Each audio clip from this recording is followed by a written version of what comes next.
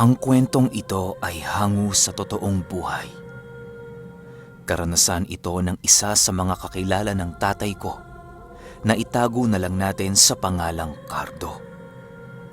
Taong 1998, La Castellana, Negros Occidental.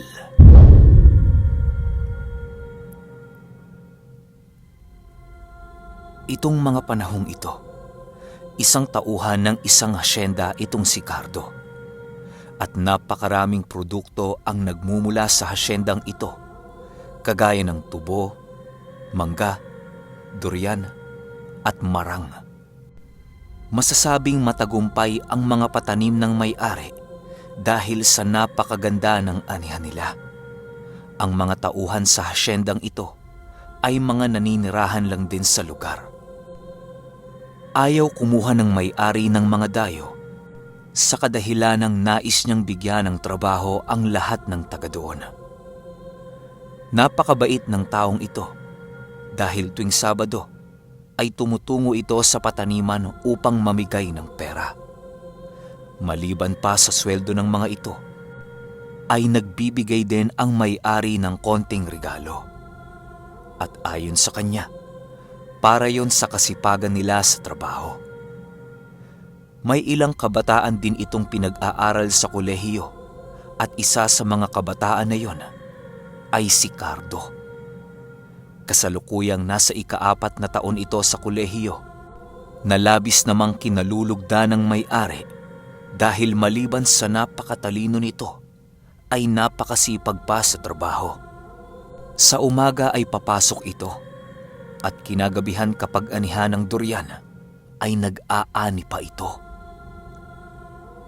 Cardo, hindi ka naman kaya mapano niyan sa ginagawa mo? Papasok ko sa eskwela sa umaga, tapos kapag gabi nasa taniman ka pa? Wika ni Tatang Henry na siyang may-ari ng hasyenda. Hindi naman, Polo. Sanay naman na po ang katawan ko eh. At isa pa, sandali ko lang naman po itong matatapos eh. Hindi po kasi pwedeng ipagpabukas to. Gawa ng may mga hinahabol tayong mga kota. Baka pumunta sa iba yung buyer natin eh. Tugon ng binata.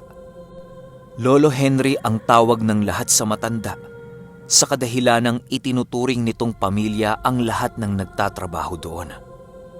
May isang anak itong si Tatang Henry pero nasa ibang bansa ito at doon na din nagkapamilya. Kinukuha siya ng anak niya pero ayaw niyang iwan ang lupain sa kadahilanang ito na lamang ang natitirang alaala ng kanyang asawa. Alam mo, Cardo, humahanga talaga ako sa sipag mo. Kakaiba ang determinasyon mong mabuhay. Alam ko balang araw magtatagumpay ka sa kahit anumang larangan ng pasukin mo. Wika ng matanda sa kanya habang nakaupo ito at pinapanood si Cardo na magbilang ng mga bunga ng durian. Alam mo, Lo, hindi ako aalis sa pataniman mo. Buhay ko na to eh. Kaya nga, agroforestry ang kinuha ko dahil gusto ko pang paunlarin ng pataniman sa pagdating ng panahon. Pasasalamat ko to sa tulong mo sa akin, Lo. Wika ni Cardo sa matanda na nagulat naman dahil sa loob ng mahabang panahong pinag-aaral niya si Cardo kung kailan magtatapos na ito ay saka pa lamang niya nasabi ang kursong kinuha niya. Ha? Bakit hindi ko alam yan? Alam mo, Cardo, ayoko na mapako lamang kayo dito bilang mga trabahador. Gusto ko magmay-ari kayo ng sarili ninyong lupain balang araw. Dahil darating ang panahon na mawawala ako sa mundong ito. Wika ng matanda. Ngunit hindi niya ito natapos. Gawa ng pinigil siya ni Cardo. Lo, alam po namin yan. Kaya nga nagpasya kaming lahat ng mga pinag-aaral mo na kahit wala ka na ay ipagpapatuloy namin ang pagpapatakbo ng lugar na ito. Siyempre sa pahintulot mo yon. At saka, huwag mo sanang isipin na pinangungunahan ka namin. Lo, malaki ang utang na loob namin sa'yo dahil kung hindi nyo kami pinag-aral, malamang trabahador na lang kami habang buhay. Pagpapaliwanag ni Cardo na labis namang ikinasaya ng matanda. Ngunit, ang inakala ni Cardo na masayang tagpo ay ang huli na pala nilang pag-uusap ng matanda. Nung gabi ding yon, pagkauwi ng matanda at habang nag-aayos si Cardo ng mga walang lamang kahon ng prutas, ay humahangos na tumatakbo ang isa sa mga kasambahay ni Tatang Henry. Cardo! Cardo! Si Tatang Henry! Bilisan mo! Isinugod sa ospital! Papiyok-piyok na sigaw ng isa sa mga kasamahan ni Cardo. Dali-dali namang sumakay si Cardo sa kanyang motor at agad na pumunta sa ospital na pinagdalhan sa matanda. Pagdating niya sa ospital, ay napakaraming tao ang naghihintay sa labas. Pumasok si Cardo sa loob ngunit hindi siya pinayagan ng doktor sa kadahilanang nasa loob pa ng kwarto ang abogado nito at mahigpit na bili ng matanda na walang papasok na kahit sino man sa mga tauhan niya. Naupo si Cardo sa labas ng pinto at hinintay ang paglabas ng abogado. Ang hindi alam ni Cardo, ang pagbukas ng pintong yon ay siya ding hudyat ng malaking pagbabago sa kanyang buhay.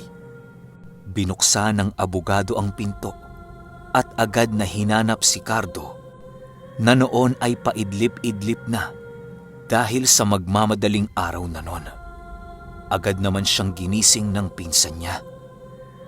Uy, Cardo, tawag ka yata ni Lolo Henry sa loob. Paggising sa kanya ng pinsan niya, papungas-pungas naman itong tumayo at pumasok sa loob ng silid. At pagpasok niya, bumungad sa kanya ang matandang nakahiga sa higaan ng ospital at may mga nakakabit na aparatos. At sa mahina nitong boses, ay kinausap niya si Cardo. Cardo, mukhang hindi na ako makakadalo ng pagtatapos mo. Sinusundo na ako ng... Sinusundo na ako ng asawa ko. Pero may nais akong ibigay sa iyo, iho.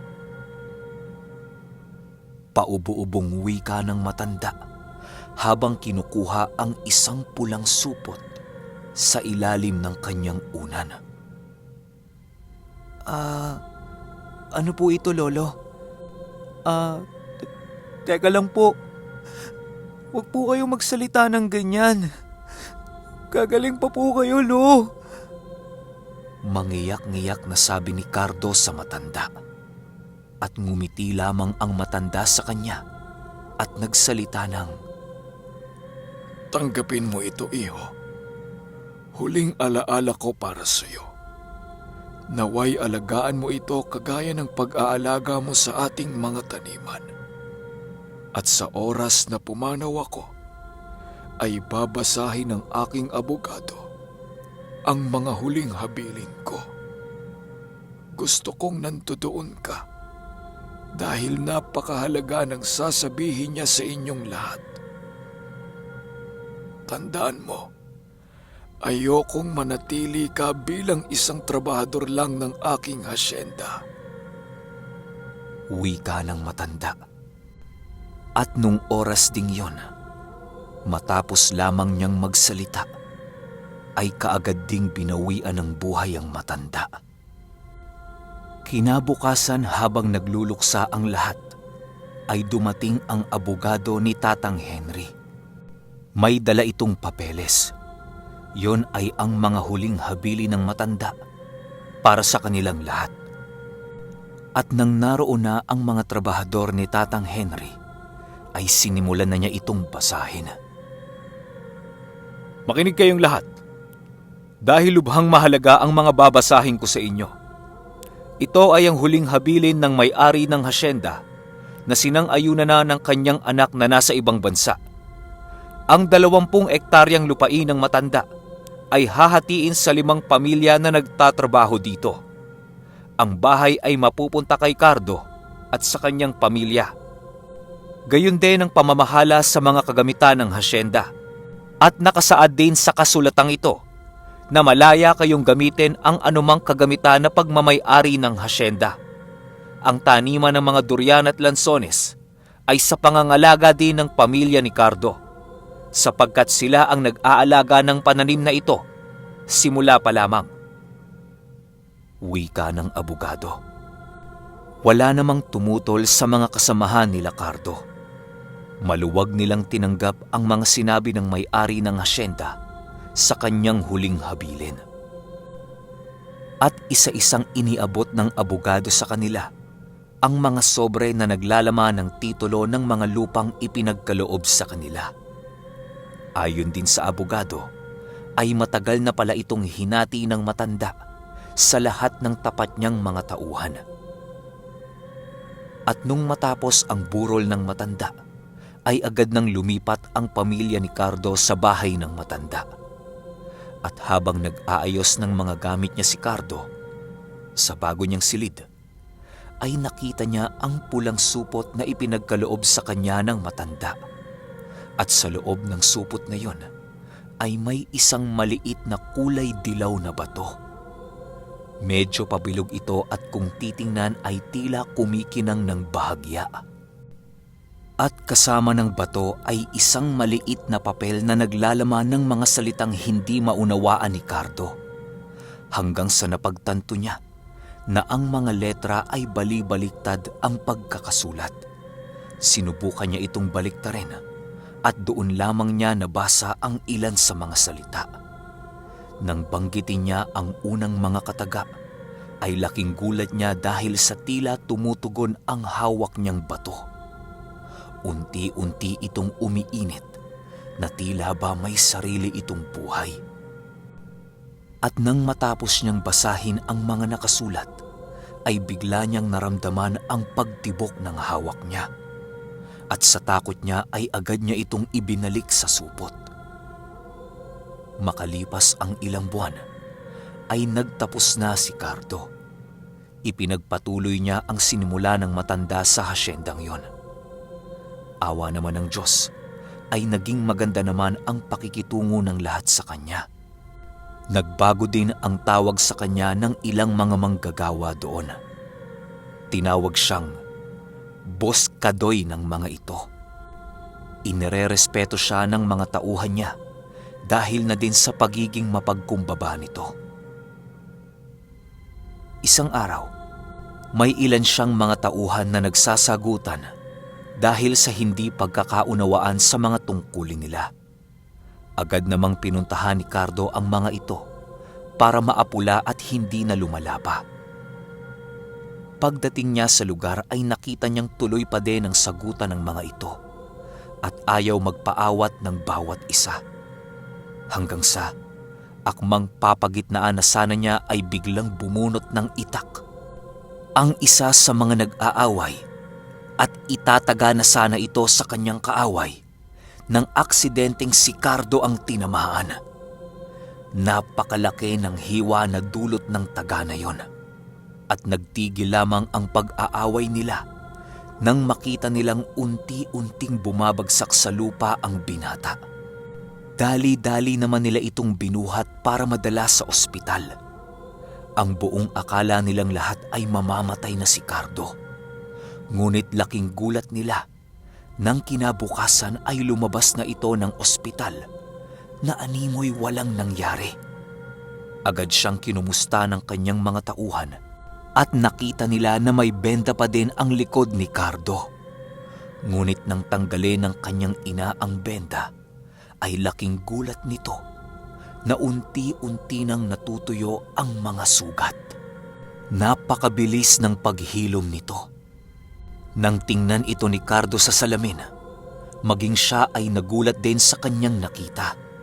Hindi siya makapaniwala sa nangyari, kung kaya minabuti niyang ilapit ito sa isang albularyo dahil may hinala siyang hindi ito pangkaraniwang pangyayari. Mag-isa niyang tinungo ang bahay ng manggagamot at saktong walang ibang tao doon. Pagpasok niya ay agad na siyang inasikaso ng albularyo. Magandang araw po, Manong. Nais ko po sanang magpatingin sa inyo kasi may kakaiba pong nangyari sa akin. Wika nito sa matanda at agad naman itong naupo sa tapat niya. Ano bang nararamdaman mo? Tanong nito. Yung sugat ko po, masyadong mabilis maghilom. Ang totoo niyan, 3 araw pa lang nung nataga ko sa likod Subalit ngayon, tingnan nyo, magaling na. Wika ni Cardo, sabay pakita ng kanyang likuran sa matanda. Hindi naman ito nagulat. Sa halip ay tinanong nito si Cardo kung may dasal ba siyang binanggit o binasa. At naalala ng binata ang kapirasong papel na kasama ng bato na ibinigay sa kanya ni Tatang Henry nung araw bago ito mamatay. Kinuha niya ito sa kanyang bulsa at ipinakita sa matanda. Nanlaki ang mata ng manggagamot nang makita niya ang batong tinutukoy ni Cardo. Hindi niya ito hinawakan. Hinayaan lamang niya itong nakapatong sa kamay ng binata at kinuha nito ang maliit na papel at binasa niya. Ipinaliwanag niya kay Cardo kung para saan yon. At ayon sa matandang manggagamot, ang batong yon ay isang uri ng mutya na matatagpuan sa durian. Kadalasan ay sa loob ito ng bunga o di naman kaya ay nasa mismong puno ito nakukuha. Sa madaling sabi, ang hawak ni Cardo ay mutya ng durian. At ang kayang gawin ng mutyang ito ay pagkalooban siya ng kakaibang kabal at kunat. Mangyayari lang yon kapag maayos niyang napakain ng dasal ang mutya. Kasama din sa mga kakayahan na ibibigay ng mutya ay ang gaan ng pasok ng pera. Kaya mainam ito sa mga negosyong may kinalaman sa pagtatanim. Hindi makapaniwala si Cardo sa sinabi ng matanda.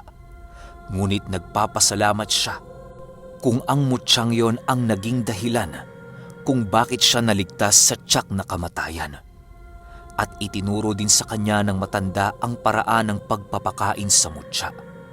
Sinunod naman ito ni Cardo at muli niyang napatunayan ang bisa nito. Nang minsan ay may isang buyer ang pumunta at nais bumili ng mga bunga ng kanilang durian. Ngunit sobrang kunat nito at binabarat ang isa sa mga katiwala ni Cardo. At gamit ang radyo, tinawagan nito si Cardo upang siya ang kumausap. Naalala ni Cardo ang sinabi ng matanda na saklaw ng kapangyarihan ng mutya ang magpalambot ng kalooban ng isang tao gaano pa man ito katigas. Kaya bago siya tumuloy sa pupuntahan niya, ay inusal niyang muli ang dasal ng mutyang hawak niya na may buong pagtitiwala sa kakayahan nito. At pagdating niya sa lugar, kaagad niyang hinarap ang tao at nakipag-usap dito. Boss, magandang umaga ho. Ako po ang may-ari ng patanimang ito. Ano po bang maipaglilingkod ko sa inyo? Bungad na tanong ni Cardo. Gusto ko sanang bilhin ng lahat ng bunga ng pataniman ninyo Kaso, masyadong mataas ang presyo ninyo. Tugon nito. Ah, yun ba? Ang totoo niyan, boss, kami na ang may pinakamurang presyo dito Kaya kung gusto mo, maaari ka namang maghanap ng ibang mapagkukunan. Isa pa, ang aming mga durian ay kinukulang pa kung tutuusin. Kaya, pasensya na boss pero sasabihin ko sa'yo, hindi ka wala ng pagtanggi mo sa presyo namin. Wika ni Cardo habang nakatitig sa mata ng buyer nila. At tila isang dahon ng makahiya na tumitiklop ang lalaking yun na kanina ay napakamapagmataas. At akmang tatalikod na sana si Cardo nang pigilin niya ito. Sandali lang boss. Sige, kukunin ko na lang. Sa bagay, tama ka. Mas mura nga ang presyo nyo kung ikukumpara sa iba. Wika nito at tiningnan ni Cardo ang kanyang tauhan, sabay tango at ngiti dito. O sige, Piling. Ikaw na ang bahala sa buyer natin, ha? Para naman, bumalik si Bossing. Bigyan mo siya ng ilang piraso. Libre ko na po yun sa inyo. Salamat, boss, ha? Maiwan ko na po kayo at may gagawin pa ako.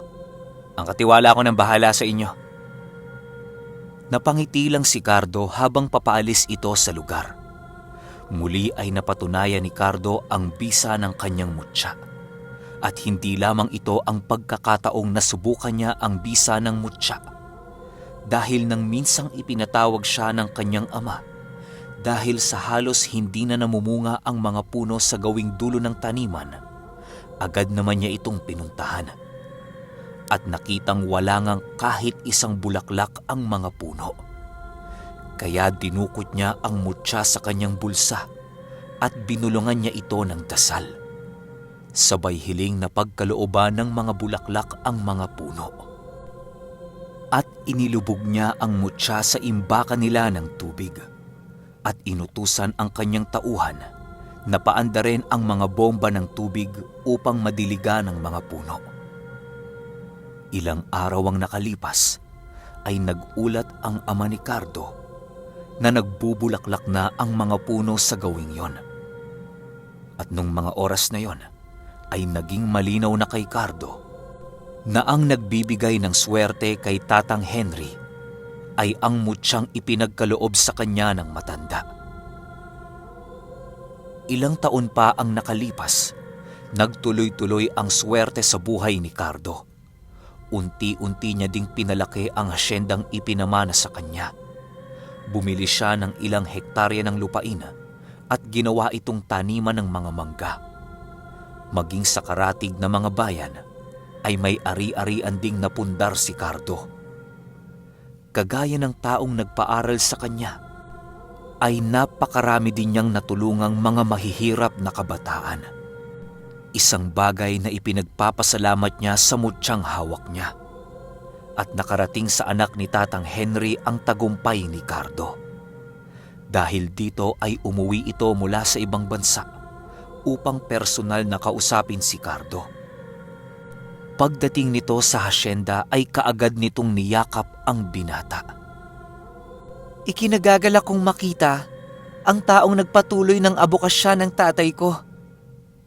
Wika nito habang yakap si Cardo. Wala pong anuman yon, ma'am. Ginawa ko lang po ang nararapat at mga ibinilin sa akin ni Lolo Henry. Tugon nito habang inaabot ang isang sulat. Ang sulat na yon ay mula kay Tatang Henry. Binasa ito ng kanyang anak at narito ang mga nakasaad sa sulat. Cardo, kapag nabasa mo ang sulat na ito, ang ibig sabihin lamang noon ay pumanaw na ako. Nagpapasalamat ako at nabiyayaan mo ko ng pagkakataong maituloy ang aking adhikain. Yon ay ang makatulong sa mga nangangailangan. Ang batong ipinagkaloob ko sa iyo ay siyang tutulong na maituloy mo ang aking nasimulan. Nakakalungkot lang na masyadong maiksi ang oras ko upang makatulong.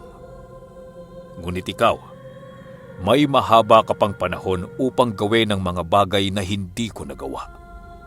Kaya bilang huling kahilingan, ituloy mo ang aking adhikain. Nagmamahal, Lolo Henry. Humagulgol sa harap ni Cardo ang anak ni Tatang Henry at nagpasalamat ito. At dinagdag pa nito na kung may maitutulong ito sa gawain ni Cardo, ay sabihan lamang niya ito. Laking pasasalamat ni Cardo sa mga nangyari sa buhay niya noong mga panahong yon. At isinasagawa niya ang mga kahilingan ni Tatang Henry. Sa tulong ng anak nito, ay nagbuo sila ng isang foundation na naglalayong magpaaral ng mga kabataan na nais makapagtapos ng kolehiyo. Sa kasalukuyan ay napakaraming natulungan ng foundation na ito. At ang lahat ng ito ay dahil sa tulong ng mutya ng durian.